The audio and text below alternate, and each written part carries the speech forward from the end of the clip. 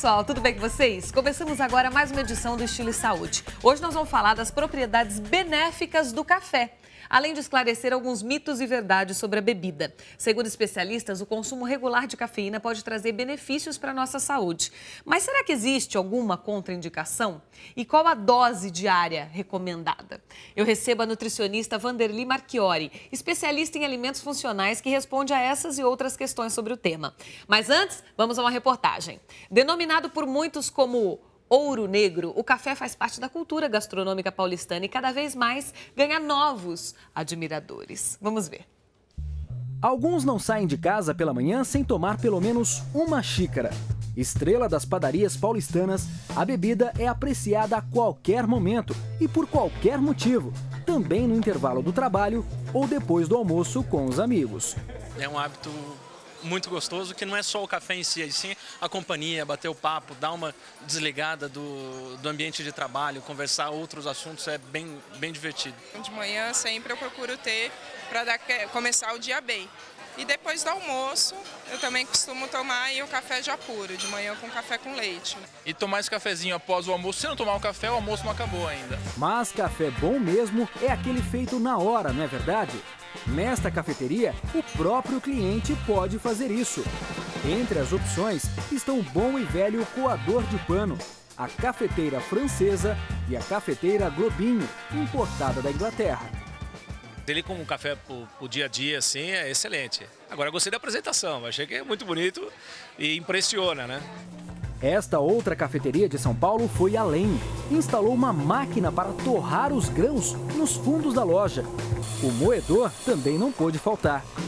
Tudo para garantir o frescor e o aroma do café. Com o passar do tempo, o café deixou de ser visto apenas como aquela bebida tradicional do dia a dia. Nos últimos anos, ganhou novos aliados para agradar paladares ainda mais sofisticados. Aqui nós temos alguns exemplos. Este aqui é tipicamente brasileiro, feito com café e cachaça. Esse outro tem um sabor mais adocicado, feito com doce de leite. E para os dias mais quentes de São Paulo, nada melhor do que um café gelado. Esse aqui, por exemplo, é feito com paçoca de amendoim. Se você ainda não conhece nenhum deles, não sabe o que está perdendo. E combinações não faltam. Entre as clássicas estão o macchiato com espuma de leite, o latte com leite quente, o moca com chocolate ou caramelo e chantilly. E o campeão dos pedidos, o café expresso. Mas existem também as misturas exóticas, criadas pelos baristas, os especialistas no ramo. Foi até um barista aqui do café, em um campeonato, criou um drink com chá verde e wasabi. E ficou interessante. Não ficou... Quando ele me disse, eu falei, não vai dar certo isso. Mas quando eu provei, ficou bem legal. Soube misturar de uma maneira bem harmoniosa. Muita gente que precisa de um ânimo extra lembra logo no café. Isso por causa da cafeína, conhecida como um poderoso estimulante do sistema nervoso central. Ela aumenta a disposição física e diminui o sono. Para as crianças, o recomendado é diluir o café no leite. E a bebida mexe mesmo com a mente, como explica este psiquiatra e também admirador de cafés. Do ponto de vista médico, também é uma bebida boa. Porque ele dá um certo estímulo. Veja, tudo que é em excesso não presta. Não é? Agora, um cafezinho na hora certa, eu acho que ele faz muito bem. Ah, faz mesmo, é gostoso. Vanderly, bem-vinda, viu? Muito obrigada. A gente estava até comentando aqui, enquanto assistimos a matéria, que o café realmente socializa, né? Você está num ambiente, você chama seus amigos, vamos ali tomar um cafezinho, seu paquera, vamos tomar um cafezinho à tarde. Ele une as pessoas, né? Para bater papo, para esquecer um pouquinho do trabalho num determinado momento do dia. Ele é uma excelente desculpa para parada. As paradas são obrigatórias até para a gente retomar o mesmo ritmo e retomar o ritmo de produtividade. Então, muitas vezes, parar aqueles 5, 10 minutinhos para tomar um café com o seu colega de trabalho é muito produtivo. Onde a gente encontra a cafeína, a não ser no café? A gente encontra cafeína nas bebidas à base de cola, nos refrigerantes escuros, nos energéticos, em pequena quantidade no chá verde e nos chocolates mais amargos também tem uma pequena quantidade. E aí... Mas a base mesmo é o café. É o café. E aí vai minha pergunta para você, crucial. E aí, o café faz bem pra gente ou não faz? Depende da quantidade, né? Na realidade, hoje a gente já tem vários estudos comprovando os benefícios do consumo de café. E aí nós temos estudos comprovando o benefício de consumo de até 10 xícaras, mas o consenso hoje é ficar entre 3 e 5 xícaras. Quando eu falo em xícara, eu estou falando na xicrinha de café convencional. Aquela menorzinha. Aquela menorzinha, de 50 ml por dia. Então, de 3 a 5. Até deixo isso muito claro, porque tem gente hoje que faz uso de café percolado, que é a maneira que a gente usa aqui no Brasil, mas em volume do americano, que é em torno de 150 ml, que é a xícara de chá. Então, não é essa a recomendação. A recomendação é em torno de 400 ml ao longo do dia. Não mais do que isso. Que daria essas 4, 5 xícarazinhas pequenas de café. Isso. A forma como ele é adoçado, se é com adoçante, com açúcar, isso não influi no que ele vai fazer pra gente. Não, aí que tá, né? Quando a gente pensa em café adoçado, a temperatura é crucial para determinar se vai fazer mal para o seu estômago ou não, porque não é a cafeína que irrita tanto a mucosa estomacal, e sim a temperatura da bebida e você adoçar. Então, você adoçar, dependendo da quantidade de adoçantes ou a quantidade de açúcar, a fermentação desse adoçante ou do açúcar é o que irrita também a mucosa intestinal. Então, o melhor seria não adoçar. Ou, se você vai adoçar, usar pequenas quantidades de açúcar ou mel. Lógico que para não diabéticos. Para os diabéticos, o mais adequado é usar um adoçante não calórico e não à base de frutose. Agora, um grande truque bem bacana, além de gostoso, é usar um pauzinho de canela para mexer o café. Porque a canela libera um óleo aromático e esse óleo aromático já adoça. Além de adoçar, esse óleo aromático da canela, que é o carvacrol, ele inibe a compulsão e ele reduz o consumo de outros alimentos e de mais cafeína. Tem muita gente que diz que quem é tomador mesmo de café gosta de tomar sem adoçar, né? Que esse é o certo. Isso é o mais correto com qualquer alimento, né? Sim. Tirar os excessos de sal e de açúcar. Então, isso se aplica também ao café. O que você trouxe aqui pra gente? Aqui é o café em grão. Isso, o café em grão torrado já. Nós já temos ele torrado. O grau o tempo de torrefação determina o sabor do café. Então, quanto mais torrado, mais amargo ele fica. Então, quanto menos torrado, um sabor mais suave, além do tipo de café mesmo, né? De onde ele foi produzido, enfim, da variedade da espécie mesmo. E nós temos o café já torrado e moído, que é o que comumente nós achamos. As variedades de café determinam sabores diferentes e intensidade, concentração de cafeínas diferentes. Então, quanto mais nós compramos aquele café extra forte, o teor de cafeína é maior. É por isso que ele tem essa denominação de extra forte. E nos alimentos também a gente encontra. Nós temos preparações com café. Então, esse é um bolo daquele tipo brownie, que é aquele bolo que não cresce muito. E ele tem na composição da massa o café. Então, eu posso fazer a base de bolos com café, eu posso fazer molhos com café, posso fazer caldos, posso fazer mousses. Qualquer preparação que inclua um líquido pode ser feito com café. Então, isso determina outros alimentos ricos em cafeína. Agora, como que ele age no organismo, né? Por que a gente diz que a pessoa, quando toma muito café à noite, demora mais a dormir, não tem um sono tão bom, ou se estende mais no trabalho, né? Às vezes toma o café exatamente para ficar ligado, vamos dizer assim, por muito mais tempo.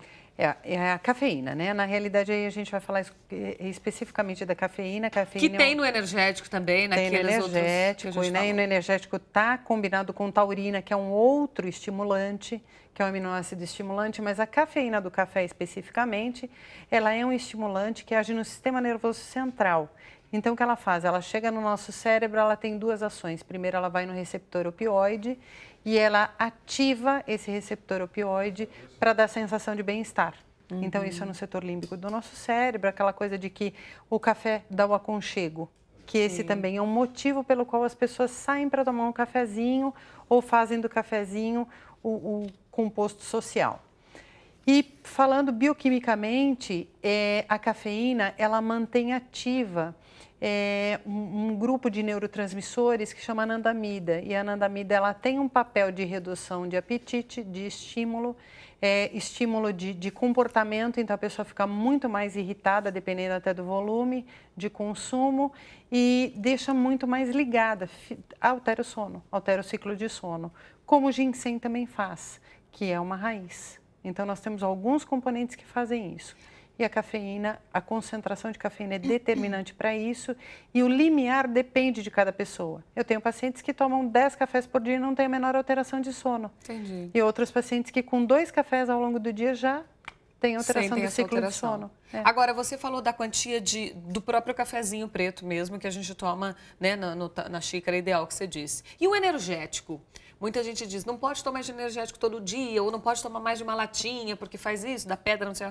Existe isso ou é só um mito? Não deveria. Né? Por que uma pessoa tomaria energético todos os dias?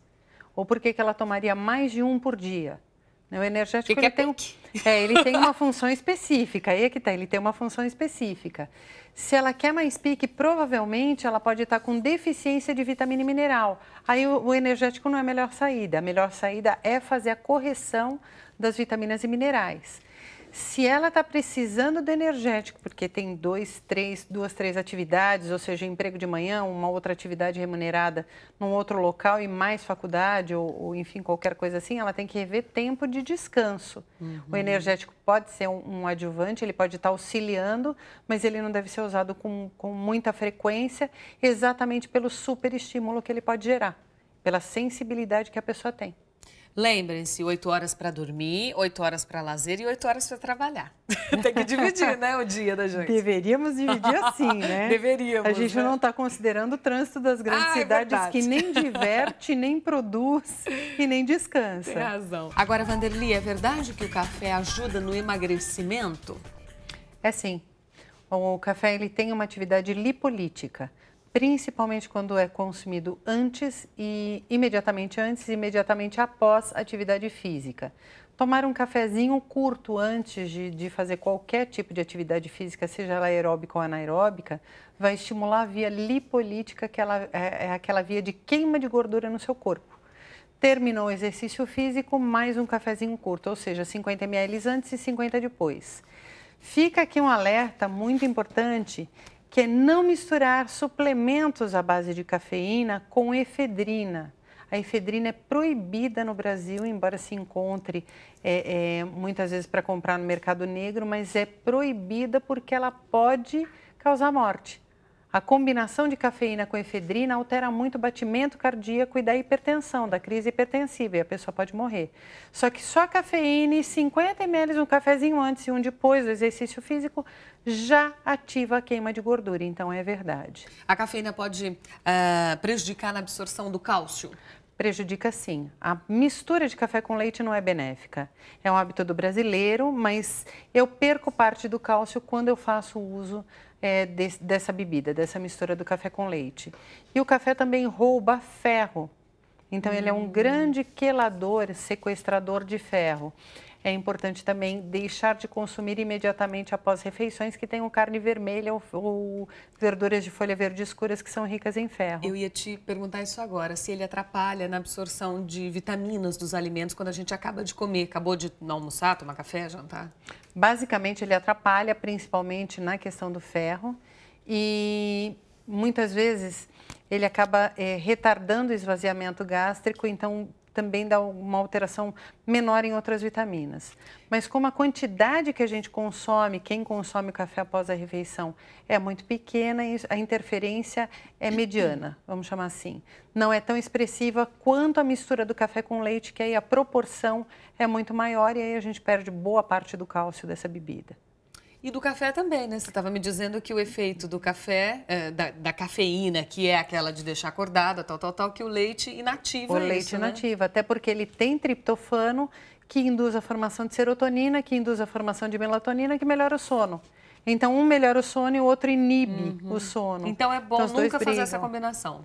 O ideal seria não combinarmos o café com leite. É que é um hábito muito arraigado, né, na cultura brasileira. O brasileiro toma o seu cafezinho com leite de manhã, não tem jeito, né? Mas a gente podendo optar, um dia você toma o café, no outro dia você toma o leite, vai variando. Ou você pode dar um intervalo. Sim, você pode fazer também. um intervalo. Bebe o leite batido com uma fruta e depois de 1 hora aproximadamente bebe o café, que aí você vai ter uma interferência minúscula se ela existir. Agora, e quem tem hipertensão, tem que ficar longe do café ou não? Muitas vezes é importante ficar longe do café, depende da causa da hipertensão. mas o ideal seria não beber mais do que 3 cafés ao longo do dia quando a pessoa tem problemas de pressão alta. E outro fato que não acontece, o café não aumenta a pressão para quem tem pressão baixa. Porque muitas vezes a pessoa é hipotensa e diz, não, eu vou tomar um café para melhorar minha pressão. Ele não melhora, ele não normaliza a pressão, ele deixa a pessoa mais desperta pela cafeína, mas não altera a pressão baixa. Então quem diz que vai tomar café porque ameniza problemas cardíacos está muito enganado. Não necessariamente, porque a gente já tem um estudo publicado com um grupo de um hospital só de pacientes cardiológicos comprovando que o consumo de 6 xícaras de café por dia melhora o funcionamento do músculo cardíaco. Olha. Então depende da maneira como você faz o seu café. O ideal é preparar o café com coador de papel, naquela metodologia mais antiga, simples mesmo, mais antiga, porque você tem uma filtragem não só de parte da cafeína, como de alguns componentes que podem até alterar o mecanismo de colesterol no seu sangue. É verdade, se a gente for pensar, antigamente a gente usava, né, há tempos atrás usava-se o coador de pano, né? Coador de pano. Depois foi para o coador de papel. E hoje já não tem coador nenhum, né? Hoje é tudo tão moderno que você bota, tem aqueles cafés expressos. O filtro já é de metal, né? Sim, ou você bota lá aquele produtinho, o sachêzinho, bota lá, tal, já sai pronto. Quer dizer, a modernidade vem trazendo todas essas mudanças, né? Que eu não sei se são benéficas ou não. Agora existe uma questão charmosa aí, né? Nós temos a volta do coador de pano, mas é um mini coador.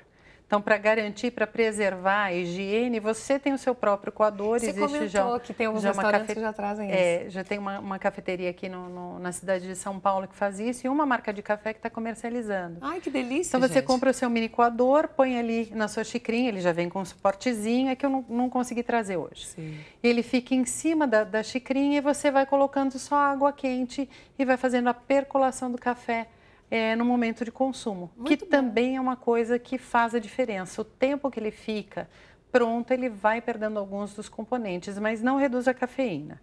Se você quiser reduzir a cafeína, você tem que fazer a primeira filtragem do café, desperdiçar aquele primeiro café e usar esse mesmo pó para mais um volume de água. Vai ficar um café mais fraco, obviamente. Sim. Vanderly, nossas criancinhas podem tomar café ou melhor não? A minha grande questão é por que você daria café a uma criança? Não há necessidade de se dar uma bebida que é altamente estimulante e que rouba ferro do corpo dela. A criança tem uma necessidade muito maior de ferro, bem como as gestantes têm, as mães que estão amamentando. Então, não há necessidade, não é adequado oferecer café à criança. Isso você fala até que idade? Eu diria que até 10 anos, eu não daria até 10 anos, eu não vejo por que oferecer. Daria um leite, alguma outra? Sim, um leite, pode até usar um chocolate em pó para essa criança, para misturar o leite, mas nada como bater um leite com fruta e acostumar a criança a usar a fruta de uma outra maneira. As gestantes também não devem usar o café pelo grau de cafeína e pelo grau de estímulo, mas é muito curioso porque as gestantes, uma das primeiras coisas que aparece é uma rejeição ao sabor do café. É muito curioso. Ela diz, eu não tolero mais o sabor do café. E passa assim durante a gestação inteira. É como se fosse já um filtro próprio. Entendi. Querida Vanderly, muito obrigada, viu, pela aula. Foi ótimo. Então, vamos consumir, sim, café, mas numa quantia, né, exata, como ela já passou pra gente, para que a gente só receba os benefícios. Né, dele e não as outras coisas todas. Tudo na vida tem que ser a base do equilíbrio para que dê certo, né? Tudo tem medida, até veneno, né? É verdade, tem toda a razão. É bem isso. Obrigada, viu? Seja sempre bem-vinda aqui ao nosso programa. Você pode rever esse programa no R7/Record News e indicar para quem você tenha vontade aí. Minha mensagem de hoje para você é a seguinte: jamais abra mão do seu caráter, dos seus valores, daquilo que você realmente acredita. Do contrário, você estará abrindo mão de você mesmo. Pensa nisso, tá? Obrigada pela companhia. Record News, jornalismo 24 horas de plantão. Tchau.